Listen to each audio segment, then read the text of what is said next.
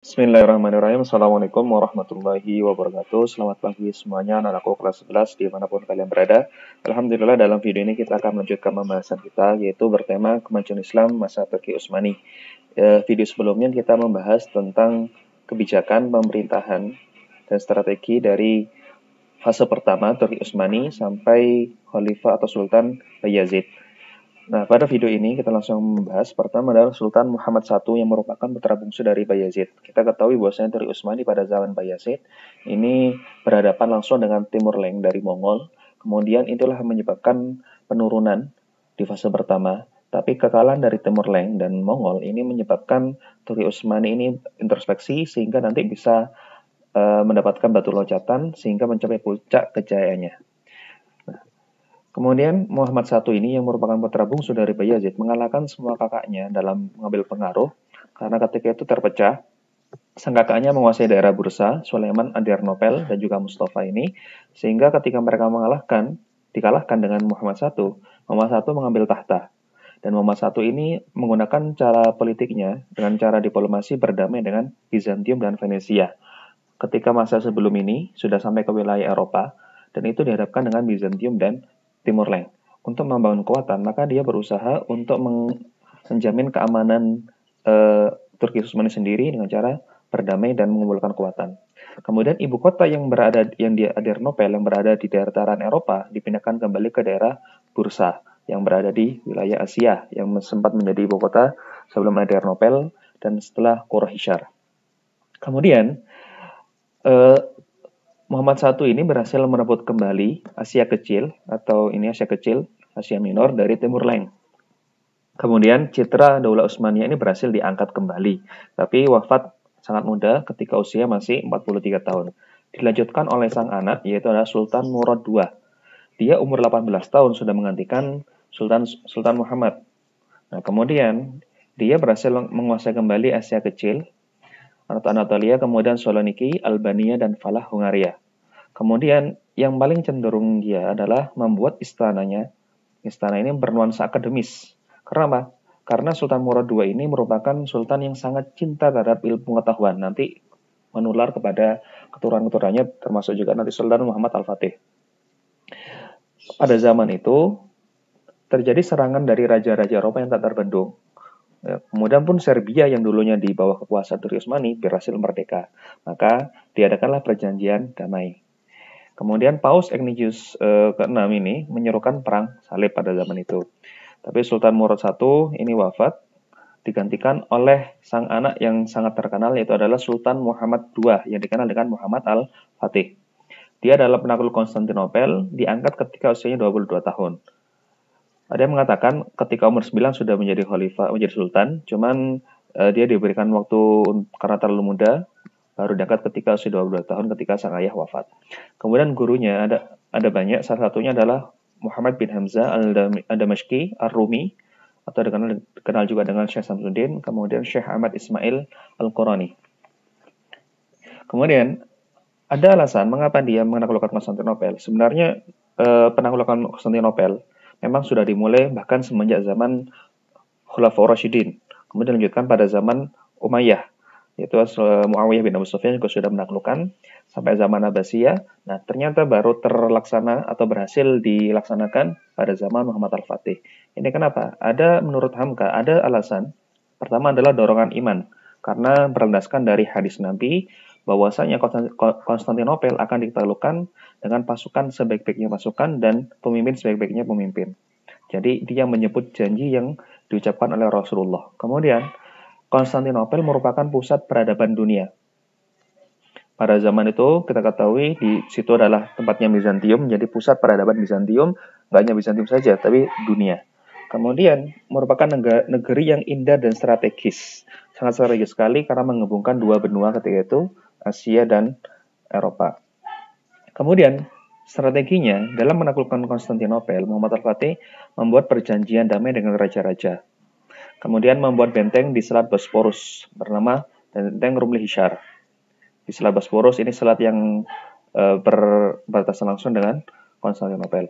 Kemudian penyelidikan kekuatan dan kelemahan benteng Konstantinopel. Konstantinopel ini memiliki benteng yang berlapis 3. tiga dinding lapis, kemudian ada sungainya juga, sehingga sangat susah.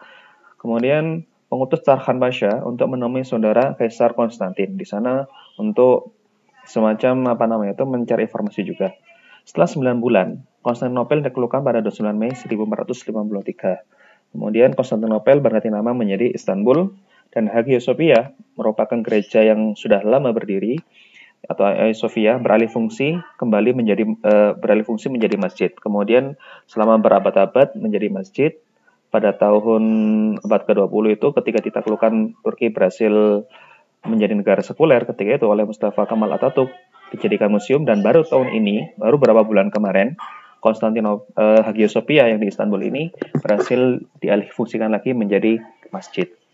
Untuk kalian yang penasaran dengan Muhammad Al-Fatih, ini sudah banyak filmnya, bisa kalian cari sendiri di YouTube ataupun di manapun itu tentang film Al-Fatih. Selanjutnya, dilanjutkan oleh Bayazid II. Dia merupakan putra dari Al-Fatih. Muhammad II menggantikan ayahnya, merupakan penguasa yang lemah.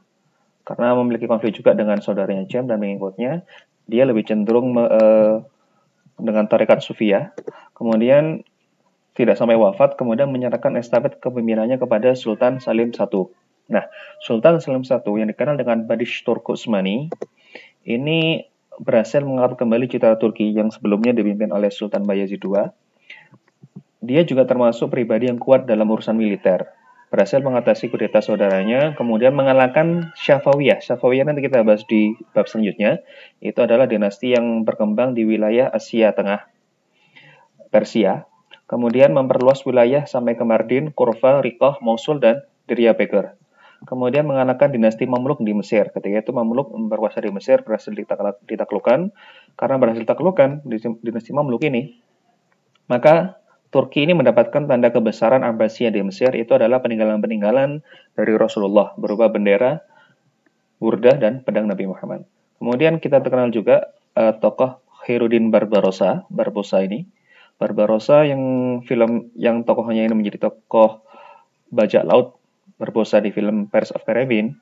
Ini adalah tokoh yang asli. Dia yang berhasil menguasai wilayah perairan di utara benua Afrika, berhasil menguasai Aljazair dan menaklukkan kapal-kapal dari kerajaan-kerajaan di Eropa. Kemudian dilanjutkan adalah Sulaiman Al-Qanuni. Nah, inilah puncak kejayaan Turki Utsmani. Pada zamannya dia adalah mencapai puncak kejayaan Turki Utsmani. Kalau kakek-kakeknya, ayah dan kakeknya adalah orang kuat dalam militer, Sultan Sulaiman tidak hanya kuat dalam masalah militer, tapi dia juga adalah kuat dalam undang-undang, karena dia nanti menyempurnakan undang-undang Turki Utsmani. Kemudian Ibrahim Al-Halabi menulis kitab undang-undang. Kitab undang-undangnya ini disebut dengan kenapa disebut Al-Qanuni? Al-Qanuni atau disebut dengan The Magnificent. Dia dikenal dengan The Magnificent Sulaiman. Dia adalah yang membuat undang-undang dari Turki Utsmani, dan ini diterapkan selama 300 tahun lamanya. Kitab undang-undangnya tersebut bernama Multaqal Abhur. Multaqa tempat bertemu atau muara, Abhur segala samudera. Kemudian kebijakan lain, dia membangun fasilitas antara lain 81 jami, 52 masjid kecil, madrasah, asrama buat ini. Kemudian dalam masanya Sulaiman Al-Qanuni berhasil melakukan penaklukan, sampai nanti dari situ dia berhasil menguasai kota-kota besar Islam seperti Mekah, Madinah, Baitul Maqdis, Damaskus, Baghdad, bahkan sampai ke wilayah sebagian negara Balkan dan wilayah Afrika Utara. Itulah puncak kejayaan Turki Utsmani sampai zaman Sulaiman Qanuni. Ketika wafat, maka ketika itu juga Turki sangat sedih sekali dan mengalami duka yang sangat mendalam. Selanjutnya kita bahas, ini adalah kekuasaan Turki Utsmani pada zaman The Magnificent Sulaiman. Ini warna hijau inilah wilayah kekuasaannya sampai sini. Baghdad ditaklukkan, kemudian wilayah Afrika Utara sampai Bulgaria, bahkan sampai negara-negara Balkan di sini. Hampir sampai Vienna. Sini, oke. Itu kemudian selanjutnya, kemajuan peradaban Islam masa Turki Utsmani sudah ini ya. Kemudian menyatukan wilayah Afrika, Mesir, Hijaz, Irak, Armenia, dan sebagainya.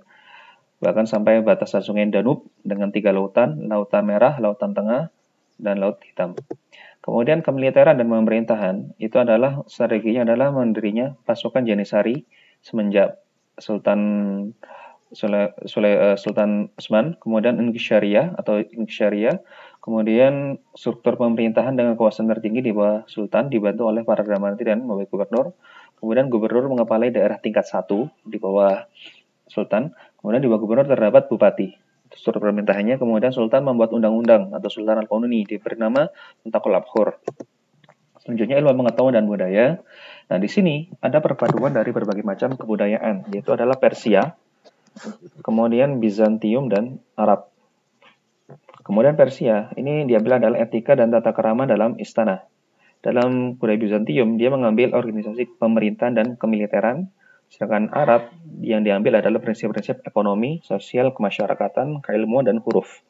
Ilmu pengetahuannya tidak begitu menonjol, tapi masalah militer itu luar biasa. Berbeda dengan Abbasiyah. Abbasiyah itu sangat menonjol dalam ilmu pengetahuannya. Dalam keagamaan, masyarakat ini digolongkan berdasarkan agama. Tarekat-tarekat nanti sana muncul sana. Kemudian kerajaan ini terikat dengan syariat atau fatwa ulama. Jadi sang sultan ini juga terikat dengan fatwa dari ulama. Kemudian tarekat yang berkembang dan mufti menjadi pejabat tertinggi dalam urusan agama. Ini salah satu gambar dari scene film Al-Fatih, Muhammad Al-Fatih dalam Nahdlatul Konstantinopel. Selanjutnya, faktor-faktor kemajuan Turki menurut Haji Tahrir. Pertama, adanya sistem hadiah tanah untuk tentara berjasa. Jadi para tentara ini sangat termotivasi dalam membela Turki Utsmani. Kemudian dihapusnya praktik diskriminasi dari penguasa. Kemudian orang-orang yang cakap memegang kepengurusan organisasi. Selanjutnya, perlakuan baik kepada saudara baru dan memberikan mereka hak rakyat. Kemudian tenaga profesional dapat kesempatan mengolah negara. Kemudian kedudukan soal sosial. Turki Utsmani menarik penduduk negeri Balkan untuk memeluk Islam. Nah ini, jadi negara yang baru, wilayah baru yang belum tahu Islam sebelumnya, yaitu adalah wilayah Balkan, yang sebelumnya adalah negara-negara Eropa, kerajaan-kerajaan Eropa, ini tertarik memeluk Islam karena kedudukan sosial Turki. Dan juga jelas ajarannya Islam. Kemudian penduduk Kristen ini memberi jizya yang lebih murah. Dan itu pun sudah dijamin keselamatannya selama di bawah kepemimpinan Turki Utsmani. Kemudian kebebasan menjalankan kepercayaan masing-masing tanpa adanya pemaksaan. Kemudian pemerintah tidak fanatik agama tertentu. Itu saja yang bisa saya jelaskan dalam fase kemajuan Turki Utsmani. Kurang lebihnya ada pertanyaan bisa kalian tanyakan melalui kolom komentar maupun di WA. Kurang lebihnya mohon maaf. Sampai jumpa di video selanjutnya. Terima kasih. Wassalamualaikum warahmatullahi wabarakatuh.